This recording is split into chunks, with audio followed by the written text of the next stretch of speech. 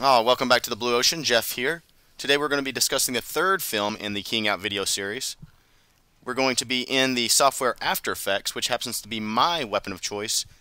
After Effects is awesome because it's very powerful, very forgiving, and it's just an all-around awesome software. So I would recommend picking it up if you don't have it.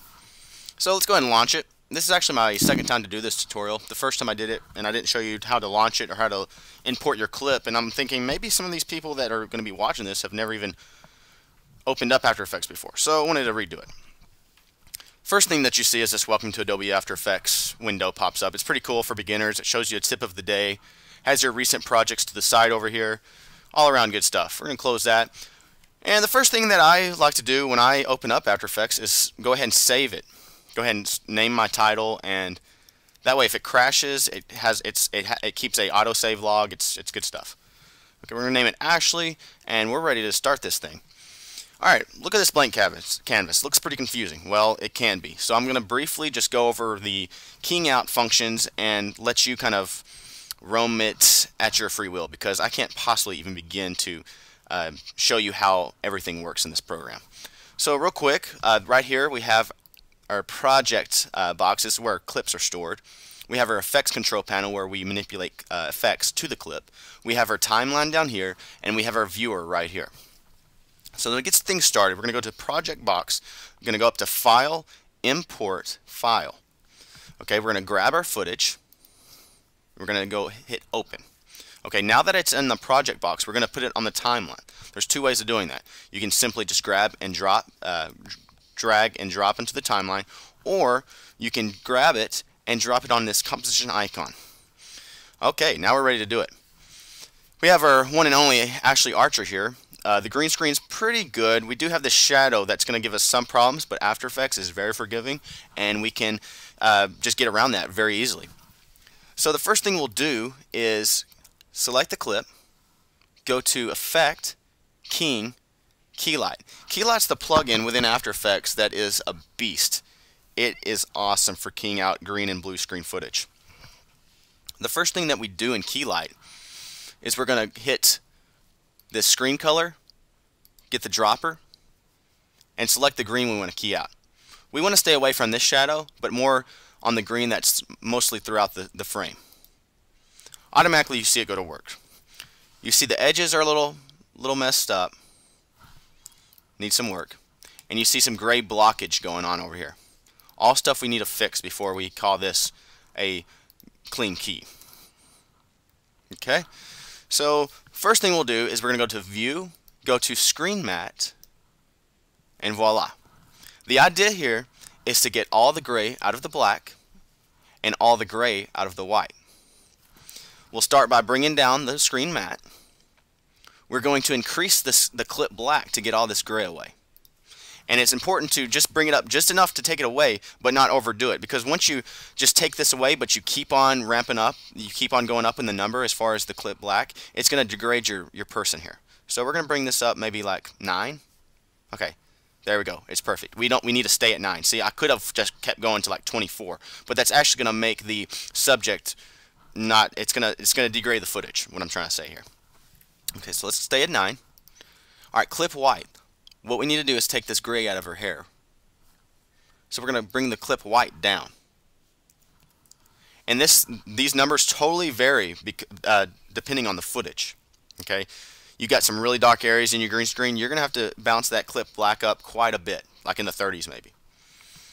Okay, once that's done, we're going to go and go back to the view mode and go to final result. Okay, we're already looking a lot better. But we still got this weird black outline on her shoulder. Let's get rid of that. We're going to select the clip, go to Effect, go to Matte, Simple Choker. Now if you don't have that line and it looks fine, don't worry about this effect. But we're perfectionists here, so let's get rid of it. With the Simple Choker, this is a very subtle effect. You don't want to crank this up to 6, but maybe like 0.4.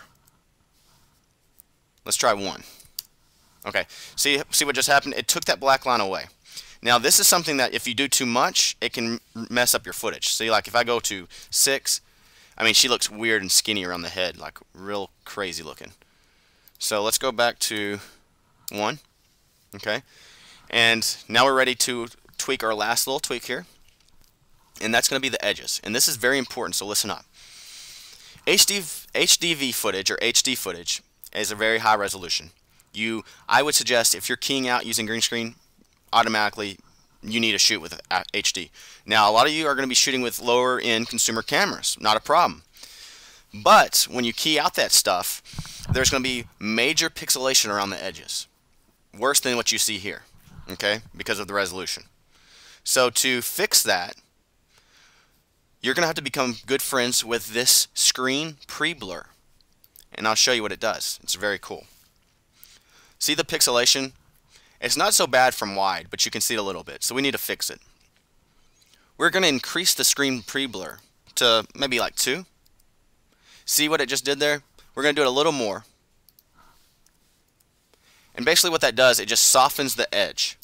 So rather than a pixelated edge, you're going to have more of a soft edge. And I'll show you the difference between the two. There's with the screen pre-blur, there's without. Now this footage, like I said, it's HD, so it's not going to be that big a deal. You start having really hardcore blocked and pixelated edges, you're going to see a major difference in this effect. Okay? So, that's pretty much done. Let's go ahead and make sure we have no gray areas. Okay, that key is ready to be exported. Now to export your footage, you're going to go to Composition, Add to Render Queue. Once in Render Queue, you're going to go to Render Settings, click here, make sure all the settings are what you want it to be. Your output size, your quality to best, your resolution full. Your frame rate's correct. Hit OK. Now this is what you might have to take notes on, and this is crucial to remember this. On Output Module, click this. After Effects does not default to having sound with its compositions once you render it or export them. So it's very key that you, if you have audio, that is, to click this and make sure you click your audio output here. There's a few settings here to switch and manipulate them. Now this is key for green screen and alpha channel. Okay, to keep your transparent background, where once you bring it back into your nonlinear editing system where you can put any kind of background you want back there, you're going to have to go to Channels and hit, instead of RGB, it's RGB plus alpha. Okay, hit OK. Now output 2 is basically what you're going to be naming it and where it's going to reside on your computer. Once you're finished with that, you're going to hit Render, and then it's going to do its thing. So if you have any questions, feel free to contact me. My name's Jeff at jeff.adair, that's spelled A-D-A-I-R, at thomasrepro.com. And that wraps up our Keying Out video series. I hope you guys enjoyed it and look forward to more tutorials in the future. So until next time, see you later.